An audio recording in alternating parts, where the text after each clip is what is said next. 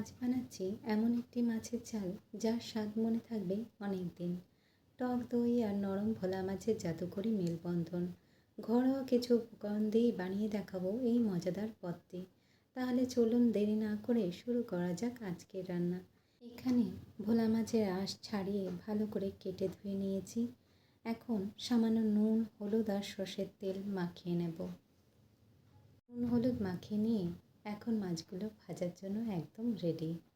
এখন কড়াইতে সর্ষের তেল দিয়ে দেবো মাছ ভাজার জন্য। এখন তেলটাকে গরম করে এর মধ্যে ভোলা মাছগুলো একে একে সাবধানে ছেড়ে দিতে হবে।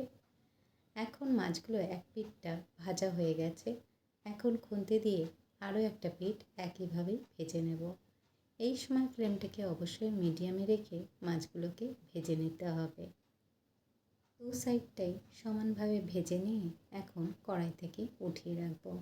আমি এখানে সব মাছ একবারে ভাজিনি। এরপর বাকি মাছগুলো একইভাবেই কড়াইতে দিয়ে ভেজে নিতে হবে। এখন সব মাছগুলোকে ভেজে নিলাম। এখন কড়াইতে আছে 2 টেবিল চামচ সর্ষের তেল। এখন ওই তেলের মধ্যেই দিয়ে দিচ্ছি ফোড়নের জন্য শুধুমাত্র একটা গোটা তেজপাতা, আর এরই সাথে একটা মিডিয়াম সাইজের পেঁয়াজ বাটা। পেঁয়াজটাকে ভালো করে কষিয়ে নেব যতক্ষণ না এর কাঁচা গন্ধ চলে যায়। এরপর এর মধ্যে দিয়ে দিচ্ছি 1 টেবিল চামচ আদা, রসুন আর কাঁচা লঙ্কা বাটা। ভালো করে সব মশলাগুলো কষিয়ে নিতে হবে। এরপর এর মধ্যে দিয়ে দেব কিছু গুঁড়ো মশলা।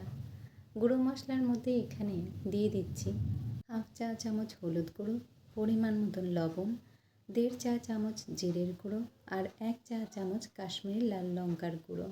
সামান্য একটু জল দিয়ে ভালো করে মশলাগুলোকে কষিয়ে নেব। এরই মাঝখানে সামান্য একটু লাল লঙ্কার গুঁড়ো দিয়ে দিচ্ছি।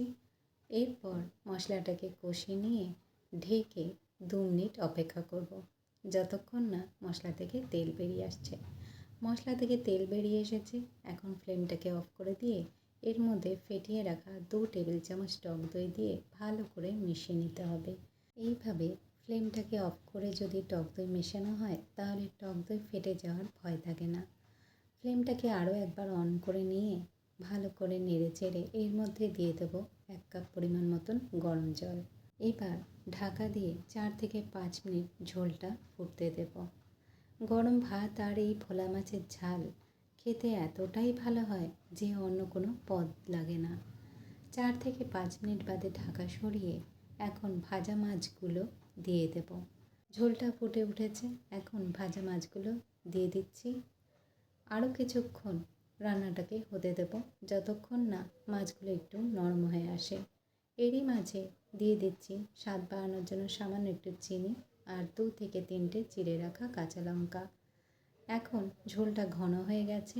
সবশেষে ধনেপাতা কুচি ছড়িয়ে দিয়ে রান্নাটাকে শেষ করব। দেখলেন তো, খুব সহজ কিছু উপকরণ দিয়ে তৈরি হয়ে গেল ভোলা মাছের অসাধারণ ঝাল। রেসিপিটা ভালো লাগলে অবশ্যই বাড়িতে একবার বানিয়ে দেখুন। আশা করি আপনাদের ভালো লাগবে। নমস্কার।